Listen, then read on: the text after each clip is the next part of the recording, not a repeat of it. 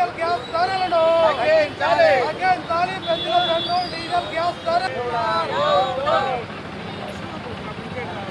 Slogans ఏంటికి నవ్వుతున్నవే? తగ్గించాలి పెంచిన పెట్రోల్ డీజిల్ ధరలను వెంటనే.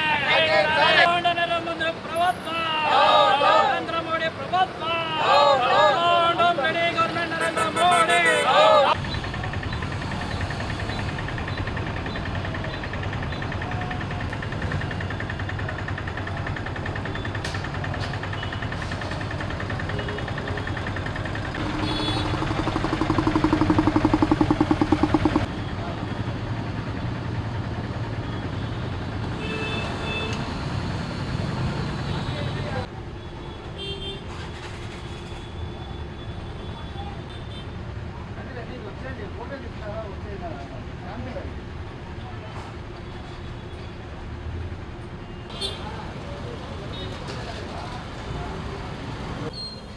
కెమెరా పెట్టి ఫిల్టర్ చేస్తున్నాడు స్వామి.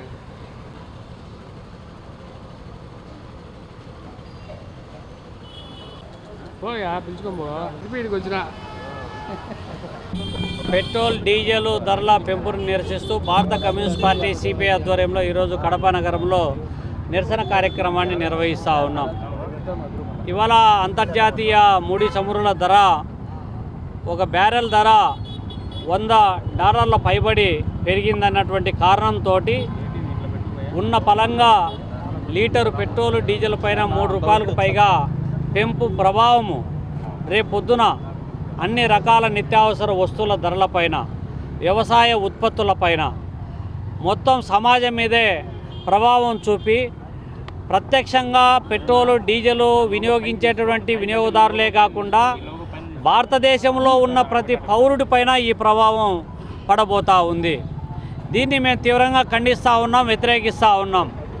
అంతర్జాతీయ ముడి చమురు ధరలను నియంత్రించడానికి వాటి ప్రభావము ప్రత్యక్షంగా ప్రజల మీద పడకుండా ఉండడం కోసం ధరల స్థిరీకరణ నిధి ఏర్పాటు చేయాలని చెప్పి భారత కమ్యూనిస్ట్ పార్టీ పదే కోరుతూ ఉంది.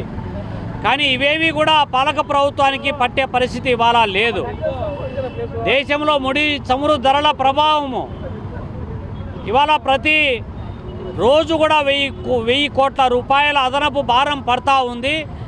దీన్ని ప్రభుత్వం భరించలేని స్థితికి నెట్టివేయబడింది. కాబట్టి అనివార్యంగా ఇవాళ ప్రజలపైన మోపుతున్నామని చెప్పి ప్రభుత్వం కప్పిపుచ్చుకోవడానికి ప్రయత్నం చేస్తూ ఉంది. ఇవాళ దిగుమతుల ప్రభావము భారతదేశం యొక్క ఆర్థిక వ్యవస్థ పైన పడుతుంది.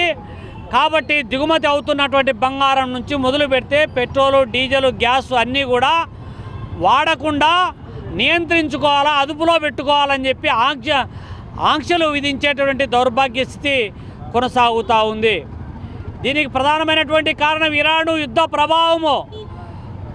హార్మోజ్ జలసంధి నుంచి రావాల్సినటువంటి ముడి చమురు రాకుండా ఇబ్బందులు ఎదుర్కొనేటువంటి నేపథ్యాన్ని మనం చూస్తూ ఉన్నాం.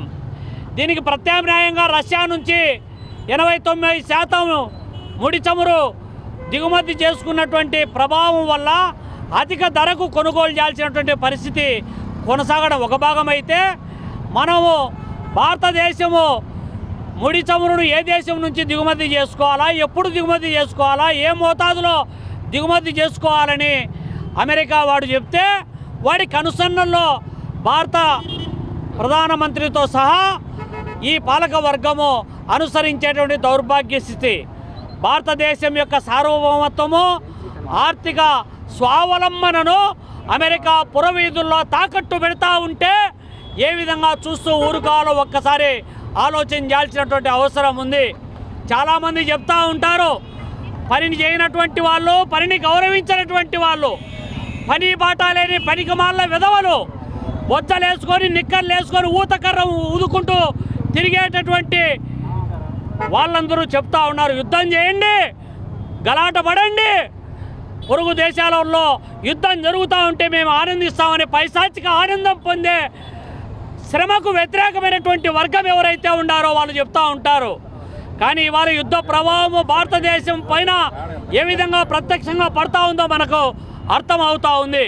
కాబట్టి ప్రపంచంలో మారుమూల ఎక్కడైనా సరే యుద్ధ ప్రభావము ఇవాళ భారతదేశంతో సహా ఫేస్ చేస్తున్నటువంటి నేపథ్యంలో భారతదేశ ప్రభుత్వం ఇప్పటికైనా మోడీ ప్రభుత్వం ఆయన చెప్పినటువంటి ఎన్నికల ముందు ఎన్నికల తర్వాత విర్రవీగి మాట్లాడినటువంటి మాటలు ఏమైనా అని చెప్పి మేము అడగదలుచుకున్నాం. ఇప్పటికైనా పెంచిన పెట్రోల్ డీజిల్ గ్యాస్ ధరలను అదుపు చేయాల్సినటువంటి అవసరం బాధ్యత ఉంది. బ్లాక్ మార్కెట్ రద్దు చేయాల్సినటువంటి అవసరం ఉంది. ధరల స్థిరీకరణ నిధిని ఏర్పాటు చేసి ధరల ప్రభావం లేకుండా చూడాల్సినటువంటి అవసరం బాధ్యత ఇవాళ నరేంద్ర మోడీ పైన ఉంది. దాన్ని సమర్థించే కూటమి నేతలు కూడా ఈ బాధ్యత గుర్తెరిగి ప్రభుత్వం పైన ఒత్తిడి చేయాలని చెప్పి ఈ సందర్భంగా డిమాండ్ చేస్తూ ఉన్నా.